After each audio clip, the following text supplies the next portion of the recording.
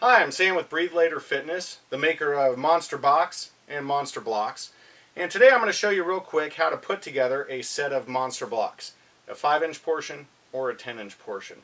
Now essentially each portion only comes with 3 different pieces.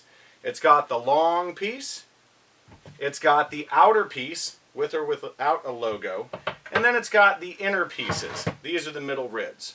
Now the middle ribs on the 10-inch portions are very easy to spot. They have a handle in them.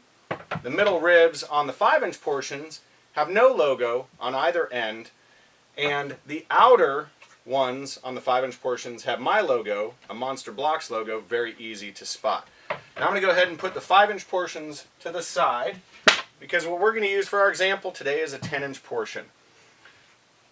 So once you got all your pieces laid out, you're going to start prepping them for assembly. So you're going to take your long piece, and the first thing you're going to do is look for the T. Now you may not be able to see it from there, but there's a T right here written in black pen. This is telling you that this is the top of the long portion.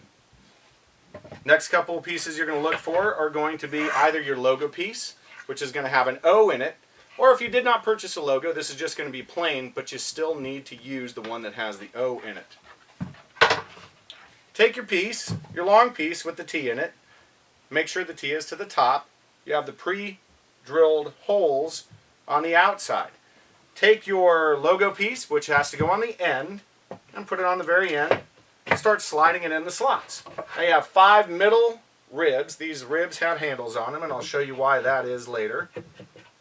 Go ahead and start sliding them in all the different holes. You got to make sure you're doing this on a flat surface, because if you don't, your box will not be flat.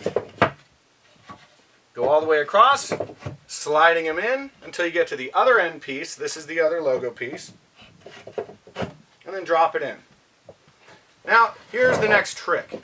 Once you get it like that, you've got all your 7 pieces in there. You're just going to roll it back onto its side, and then you're going to take your other long piece. This one has the T right here. You're going to make sure that the T goes towards the middle of the box, and the pre-drilled holes are on the outside. That's where you're going to set all your screws. Go ahead and start at one end. Don't start in the middle. Push down one end and start sliding all the other ones in. Work your way across the box, wiggling them a little bit until they pop in, and then you get to the other side. When you got that, all 7 of them in, just go ahead and drop it down. Pull a little closer to you, shake a little bit. This is where you want to make sure that every single portion is in and set. Now it's time to go ahead and put your lid on.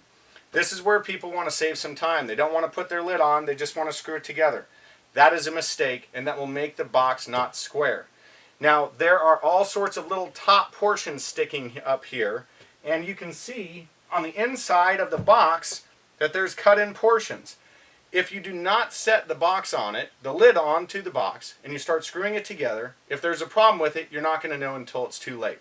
So this is where you take the lid and you put it on the top of the box.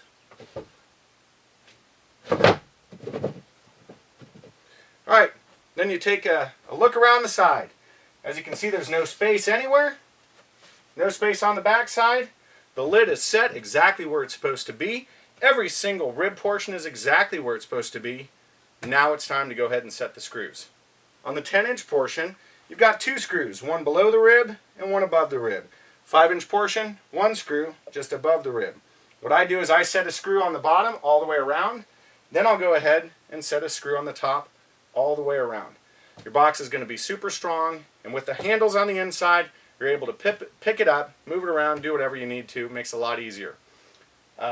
If while you're assembling the set you have any problems, give me a call at 678-656-6509 or email me, and I'll do everything I can to take care of it right there on the spot. I hope you understood what I was talking about with the video and it all made sense. Have a great day.